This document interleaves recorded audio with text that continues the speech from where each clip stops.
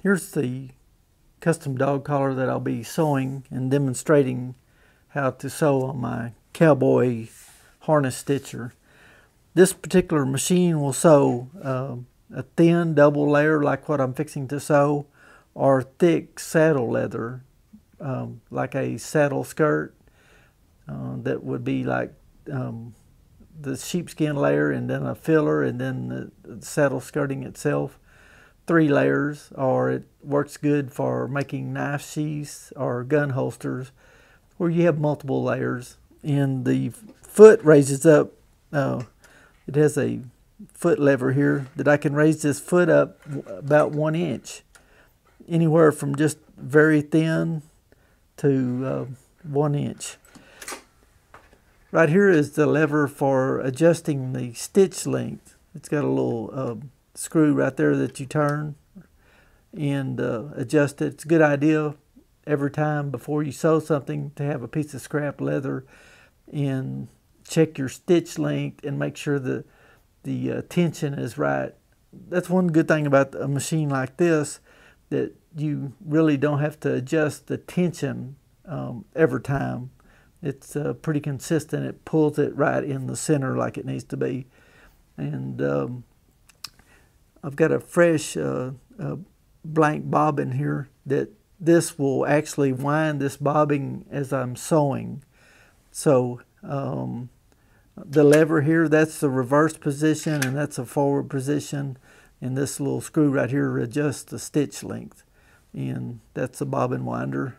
And I've got polyester 346 white on my machine, and it sews real well with that. And this particular machine has a servo motor on it, and it takes a little bit of adjusting to get the speed where you want it when you get a new machine like this. And these bobbins are big enough that you can sew several pieces without having to change the bobbin. I'll start at the back here, and I'll set this in like that, and then bring my needle down where I want to start, like put the tip of the needle right there, and then I like to hold the bottom and the top thread as I start, so it starts off right and pulls the thread down. So I just give it a little start like that.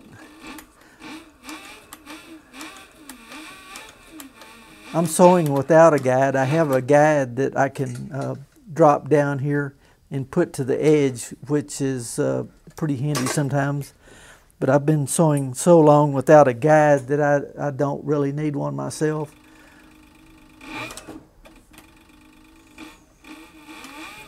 So here goes. I like this servo motor because you can just really slow it down and concentrate on sewing right in the groove.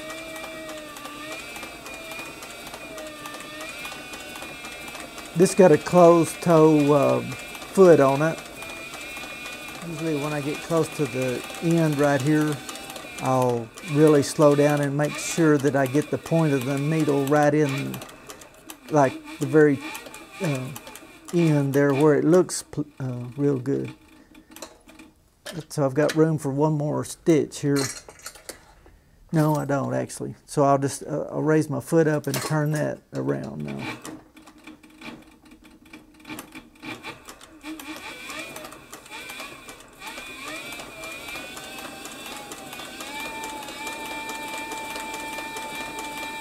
As you can see, this machine has plenty of power, and it'll really travel if you want to go ahead and floorboard it.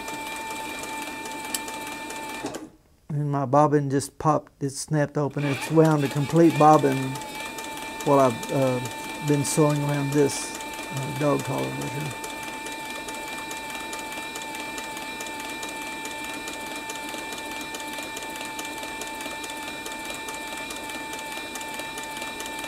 Okay, now I'm going to stop right here and see, I can pull that stitch up and there's a loop there. What I want to do is like pull that loop like right in the center of the leather, and that holds that so it won't unravel.